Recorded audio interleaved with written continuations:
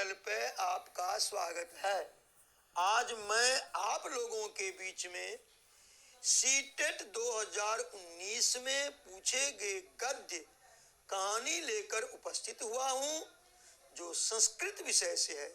इसी तरह के प्रश्न एवं कहानी सीटेट में पूछे जाते हैं। आप इसे ध्यानपूर्वक देखें। अधोलिखितं गद्यांशं पठित्वा तदाधारित प्रश्नानां 129 से 135 विकल्पात्मकोत्तरेषु उचितम उत्तरम चित्वा लिखत। कहता है कि इस गद्यांश को पढ़कर विकल्प के रूप में जो 4 प्रश्न दिए गए हैं उसमें से उचित उत्तर चुनकर आपको लिखना है। अब पहले हम लोग गद्यांश को देखते हैं। पुरा वाल्मीकि नाम एक ऋषि आसीत। पहले वाल्मीकि नाम के एक ऋषि थे जिन्होंने रामायण की रचना की थी। एक दासा स्नातुम तमसा तीरम गच्छत। एक बार वे स्नान के लिए तमसा नदी पर गए। मार्गे सब व्याधेन विद्धम एकम क्रौंच पक्षिणम अपश्यत। रास्ते में शिकारी के द्वारा तीर से बेधा हुआ एक क्रौंच पक्षी को उन्होंने देखा। ठीक है, तीर से घायल बिंधा हुआ एक क्रौंच पक्षी को उन्होंने देखा। साचरस्य वियोगेन व्याकुलताया क्रौंच्या उच्च हिरोद्रम अश्रुणोत। उस ऋषि के द्वारा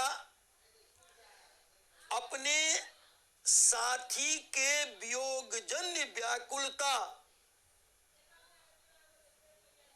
से क्रौंची को रोते हुए उन्होंने सुना। और सुनोत सुना। क्यों क्रौंची रो रही थी? उसके पति को तीर से मार दिया गया था शिकारी के द्वारा। ठीक। क्रौंच्या विलापम श्रुत्वा ऋषि द्रविता अभवत्। क्रौंची के विलाप को सुनकर ऋषि द्रवित हो गए। वाल्मीकि द्रवित हो गए। क्रौंची क्रंदनात् जातः ऋषे शोकः श्लोक रूपेण तस्य मुखात् एव निर्गच्छत्। क्रौंची के रोने से उत्पन्न ऋषि के मुंह से एक शोकाकुल युक्त तस्य मुखात् एवं निर्गच्छत्। शोक से व्याकुल उसके मुख से इस तरह से निकला कि मानिषाद हे मल्लाह प्रतिष्ठाम त्वमवागम शाश्वती समा। अब तुम भी ज्यादा दिन तक जिंदा नहीं बचोगे, नहीं रहोगे। शाश्वती मन हमेशा के लिए नहीं रहोगे। अल्पायु होने का मतलब अभिशाप दे दिए, श्राप दे दिए। यथा क्रौंच मिथुनो नादेकम अवधि काम मोहिताम। क्योंकि तुमने काम से कामांध क्रौंच को तुमने मार डाला है। इसलिए हे निषाद, हे मल्लाह, नहीं हे शिकारी, मल्लाह नहीं, निषाद मन शिकारी, हंटर शिकारी। हे शिकारी, तुम जो है तुमने क्या अपराध किया है कि काम से मोहित क्रौंच का तुमने वध किया है, उसे तुम मार डाला है। इसलिए अब तुम भी ज्यादा दिन तक जिंदा नहीं रहोगे। उसके अल्पायु होने का क्या श्राप दे दिया। अयमेव श्लोक लौकिक साहित्य आदि काव्य रचना। कहते हैं यही श्लोक लौकिक साहित्य की के आदि काव्य की रचना का आधार है। इसलिए वाल्मीकि को आदि कवि कहा जाता है। यही इसी कारण से वाल्मीकि को आदि कवि कहा जाता है। तथा प्रवृत्ति ऋषिरयम कवि पदम प्राप्तवान। उसी दिन से वाल्मीकि ऋषि पद को प्राप्त किए। ऋषिरयम, ऋषि अयम, अयम ऋषि, ये ऋषि कवि ऋषि कवि के रूप में पद को प्राप्त किए। ऋषि कवित्वम विज्ञाय।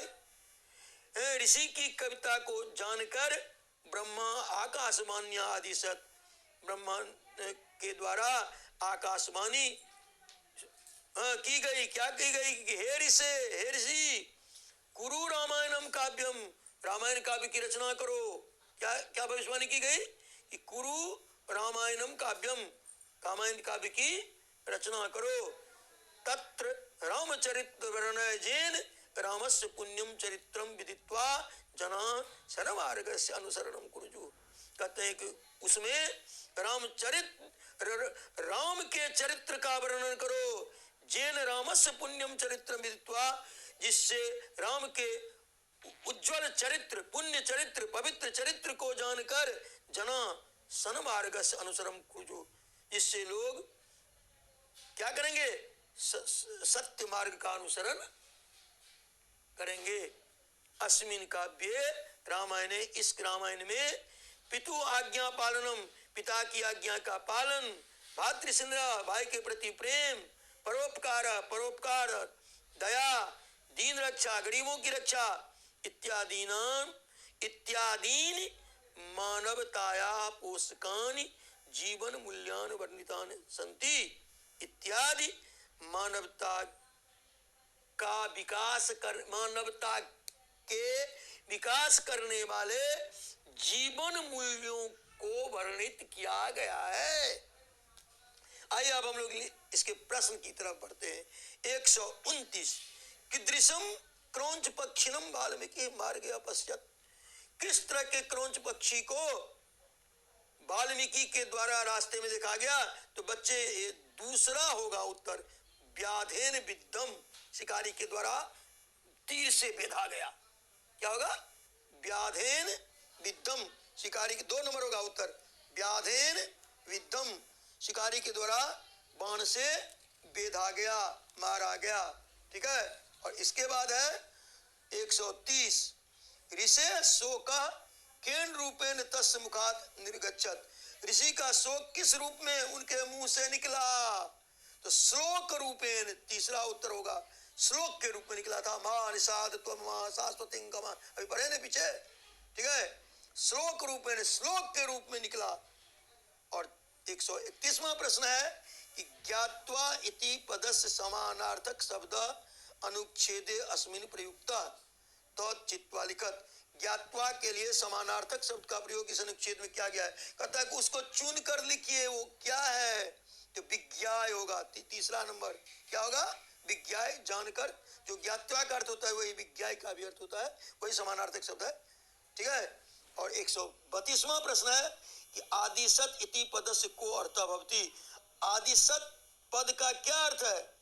तो आदेशम अकरोत, आदेश किया, यानी दूसरा आंसर हो जाएगा, आदेशम अकरोत, आदेश किया।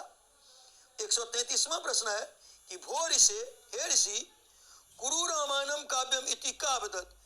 हे ऋषि, तुम रामायण काव्य की रचना करो, ऐसा किसने कहा था? तो ब्रह्मा ने कहा था। देखिए 4 नंबर उत्तर होगा। किसने कहा था? ब्रह्मा ने, ब्रह्मा, 4 नंबर उत्तर होगा। और 134वां प्रश्न है कि संति इति पदे को धातु वर्तते। संति में कौन धातु है? तो चौथा नंबर होगा, अस धातु है। कौन धातु है? अस धातु है। कौन धातु है? अस धातु है। और 135वां प्रश्न है कि वाल्मीकि का आसीत, वाल्मीकि कौन थे? तो इसका पहला ही उत्तर हो जाएगा, ऋषि।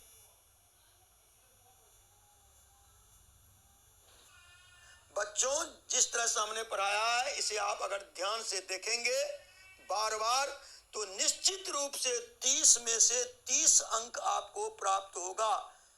इसको बार बार जिस तरह से हम पढ़ाएं, उसको अच्छी तरह से आप यदि देखेंगे, तो मैं दावे के साथ कहता हूं कि आपको निश्चित रूप से 30 में 30 अंक प्राप्त होंगे। आप इस चैनल को सब्सक्राइब करें और दोस्तों में शेयर करें। सब्सक्राइब कीजिए और टीईटी तैयारी को दबाइए इस बेल आइकन को, ताकि हमारा वीडियो आपको सबसे पहले मिले। शेयर करें अपने दोस्तों के साथ, ताकि वो भी उसका लाभ उठा सके। ये सब बिल्कुल फ्री।